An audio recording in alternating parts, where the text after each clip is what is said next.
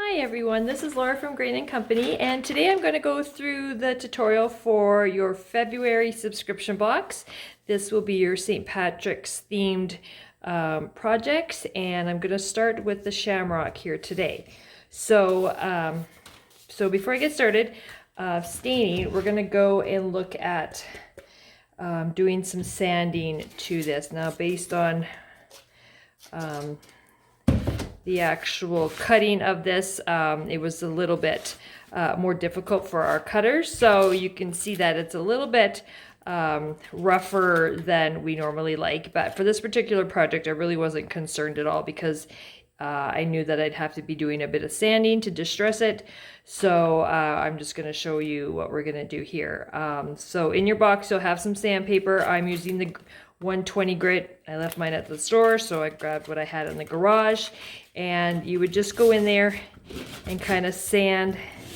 You can sand in between. You can sand anything that's kind of got split like that. And you can just kind of go through all of that and then blow out all of that dust.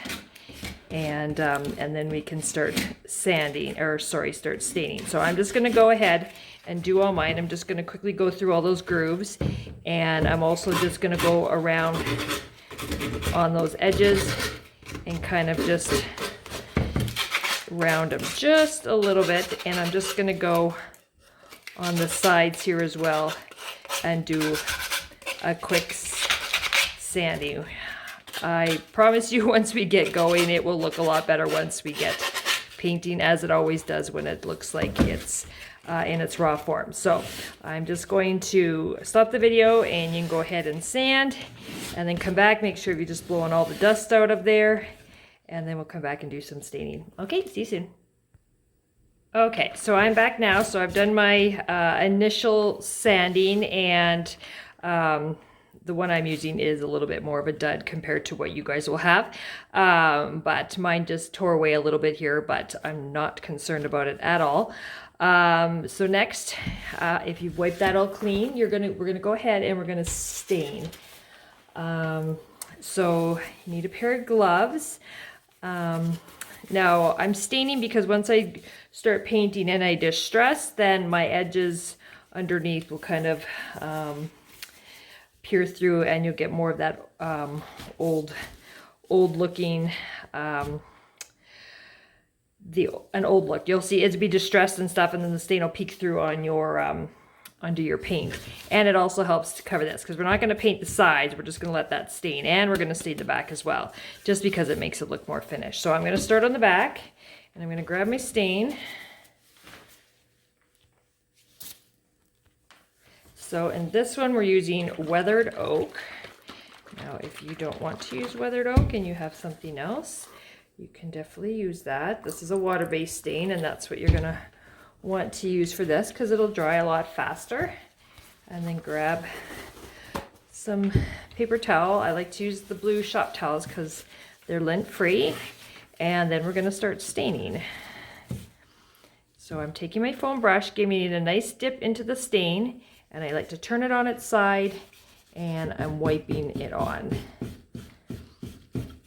Now, if I just let the brush kind of do what it wants, I find I can't keep going over and over it sometimes too much in one area just for the stain to get applied. So I will usually wipe it on and turn it on side, because then I have more control to where my stain is going. And as you can see, I'm going in the direction of the grain of wood, because that way it looks more natural, and I'm blending as I go. So I'm staining and then wiping a little bit, and then I'm also not starting where I left off. I'm just going below it and then blending into it.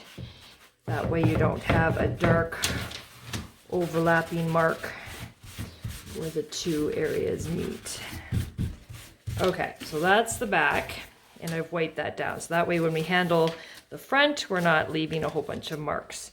So next I'm going to come in, and I am going to work gently on my sides here. Now, I'm not doing a whole lot because I don't want it to be dripping over onto the back and onto the front.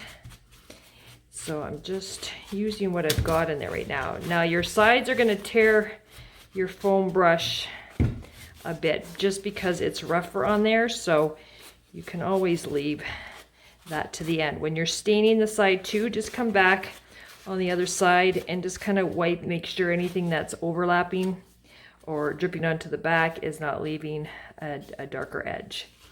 Okay, just like the front is, but we're going to be painting the front, so I'm not quite as worried. So when you are dipping to do the sides, just don't dip as much as you would if you were doing the back. And then just squeeze it a little bit. You might have to press it in just because it is a little rougher. Squeeze that brush into those edges and then wipe. And then once again, check your backs. Make sure there's nothing there that's dripping over.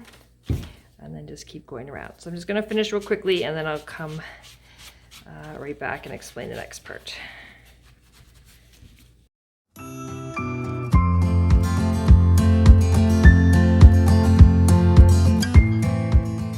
Okay, so I'm done the outside. Now, because it is so rough, it will chew up that brush pretty bit, a lot. So if you've got in your stash an older stain brush that you, or a foam brush that you would prefer to just mangle when you're doing this, then use that instead and leave your good foam brush for another project down the road. Okay, so there's a little bit of a stain blotch there, but I can sand that out after. And just checking my fronts or my edges. Sorry guys if this is, there we go. I'm just gonna get in here and squeeze in those corners right there. That's where you'll find the hardest part, is where those corners are. And I'm good to go there. Okay, so I'm just gonna wipe this over, lay this down, and then I'm going to start staining again. So I usually will dip a little bit in there and get in those grooves first. And I'm just going to do a couple rows, and then I'm going to come back and wipe that. So I'm going to try and do a little bit more, see what I can use up. Like I said, you're going to be really rough on this. So, okay. So then come back, wipe that off. Try and get as much as you can out of those grooves because that'll just slow down your drying time after. Okay, and then come back.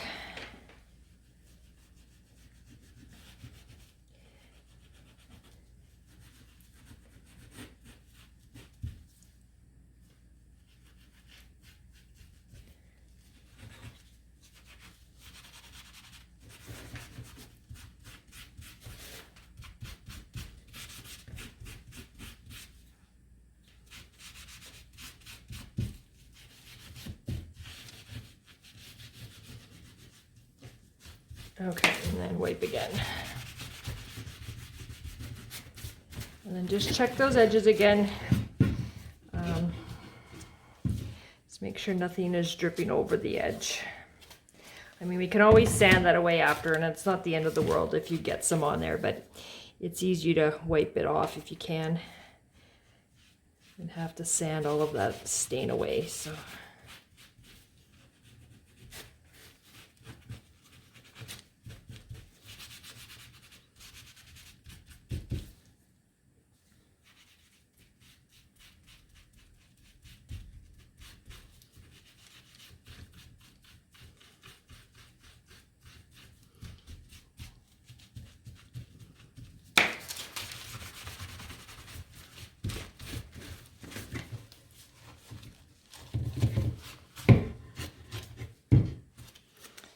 Okay.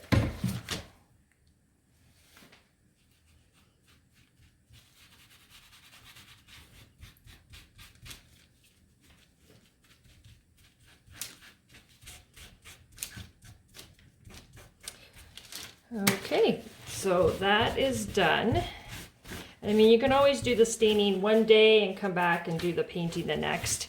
Once we get painting, it won't take that long, but now you're going to want to let this dry first. So because it's a water-based stain, if you want to speed it up a bit, if you put it in front of a fan or something where it gets good air flow, then that will speed it up.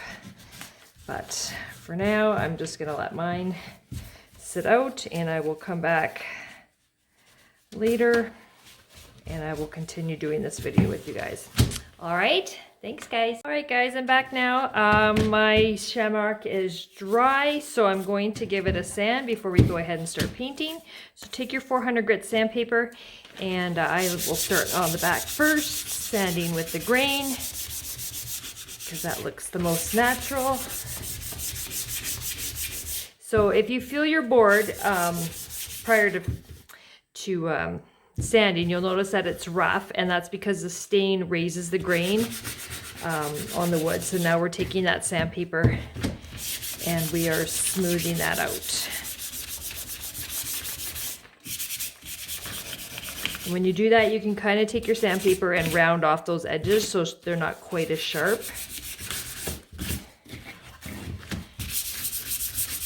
And if it distresses a little bit too, that's fine. I like that. So you just create the finish that you would like with the techniques that we teach you. Next, I'm going to take it and I'm going to go in here and work on smoothing that edge a lot. So don't worry about which way. There's not really a grain on the side cut. So just do your best to smooth it out.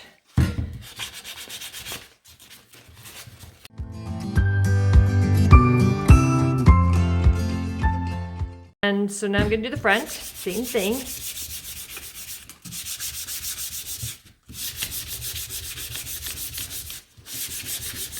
Now you could easily sand after you painted, but you may not have to sand a lot more to get a smooth finish when you start layering the paint. So depending on what you're looking for, if you want it really distressed, you could technically just leave it all to the end and then do all your sanding then. But by sanding it, it will make the paint lay a lot nicer. So that's why I like to just do it between every coat. And then once again, you can kind of round out those edges so they're not quite as sharp.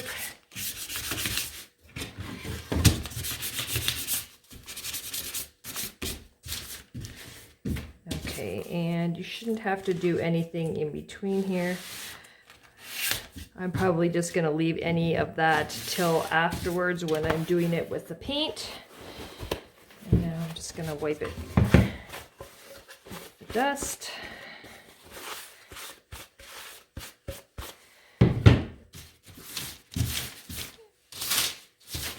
Okay, and I'll be back in a moment and we'll start painting, okay? Okay, I'm back. So now we're going to start painting in the shiplap lines itself. So the point is to try and not paint the grooves. We are just wanting to paint the top part so that way we can see the definition of each color when it is done. So I'm going to start with my white.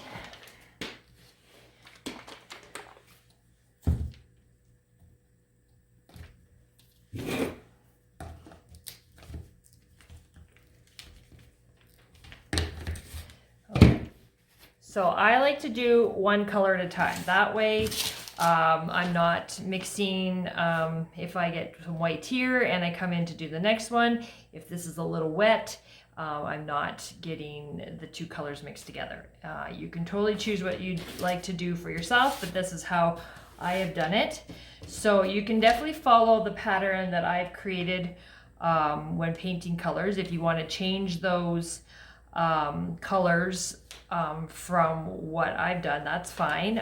You'll find that just where I put the color kind of gives it a nice balance. So if I've done white here and here, here, there, and here, if you don't want white there, you could put a different color there. But I would just, you know, if you want to keep the same balance, just use those same spots and just trade out the color. So All right, so what you're doing, you don't have to be perfect about this. This is supposed to be a really distressed rustic shamrock. So if you feel you want it to be perfect, if you feel like you're going to get some paint in that groove, you're more than welcome to put some tape up to that and peel them off when you're done. But I will just freehand mine and I'll just show you how I do it. So I'm putting some paint on. There's not a whole lot. It's easier to use less than it is to have too much and trying to figure out where you're going to put it. So starting with white, I'm going to start up here at the top and turn your brush however you need to. If you need a smaller brush, you can do that too. If I get a little paint on the inside, I'm not worried. I can always distress it away. So I've laid my first coat and then I just go from one edge to the other to remove any of my brush strokes, because you don't want movement on there, especially with white. Over a dark stain, you'll see all of those strokes that you do. So next one I'm going to do over here. Just do your best to get as close as you can. Your first coat will look absolutely terrible because you're transitioning from your dark back to your painted front, and so it might not look so nice, but don't worry, every coat will just look better and better. So I'm just working down my right hand side because then I'm going to flip it around and go so I can still use this side to paint on. It's just easier for me. So if you're left-handed, you may prefer to start on the other side, but this is what's working best for me.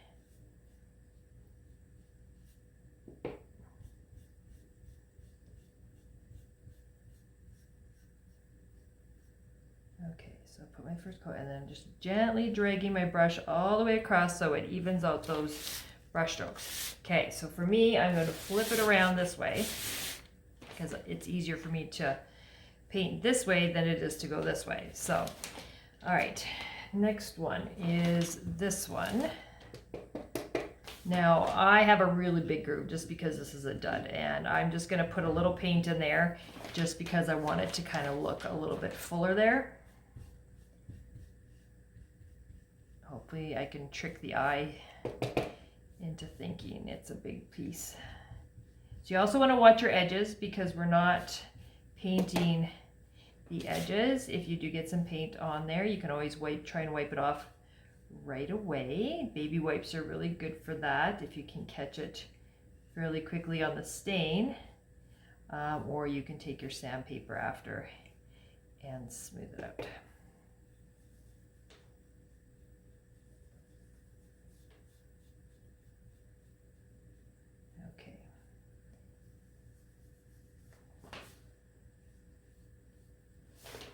Okay, and then my last one is right here.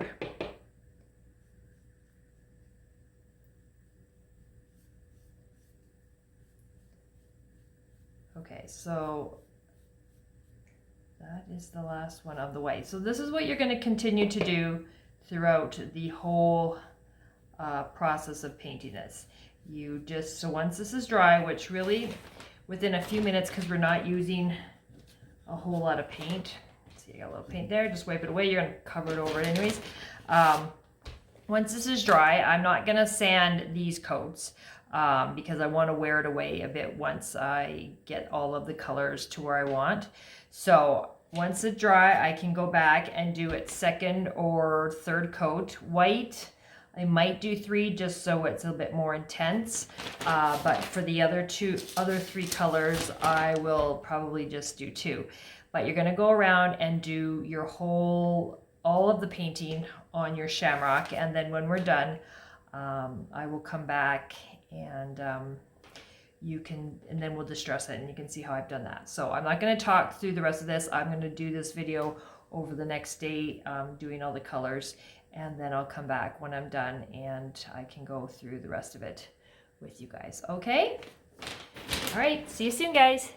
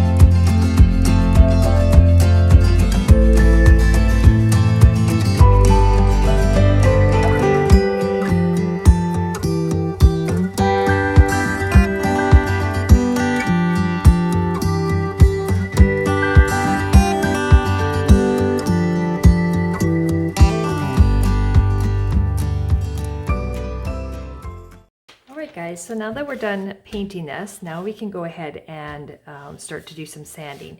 So after you've painted, you'll notice that each of those areas are a bit rough from the painting and a little bit of the swelling of the wood. So I'm going to take my fine one first and just gently go over it to smooth it out.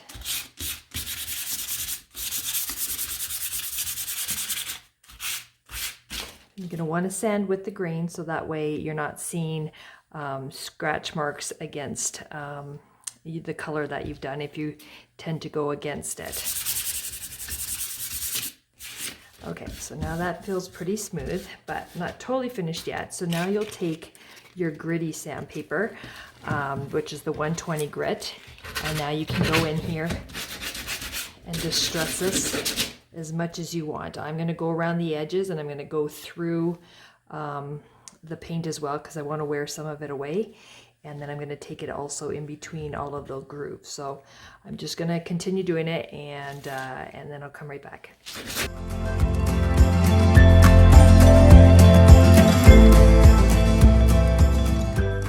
Okay, so now I'm done for now.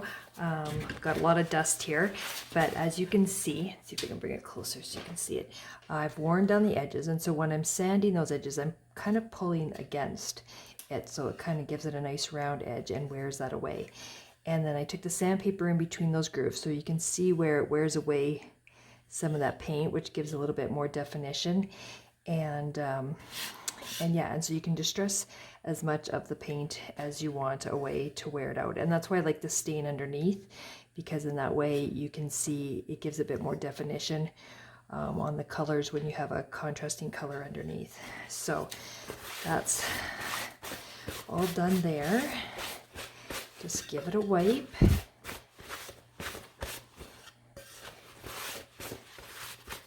And there you go. And then it is able to stand up on its own, just like that. And so that project is done. And then you guys, depending on which one you've started with, I'm going to go and do the gnome for you guys. Okay, so I will see you soon. Okay, bye.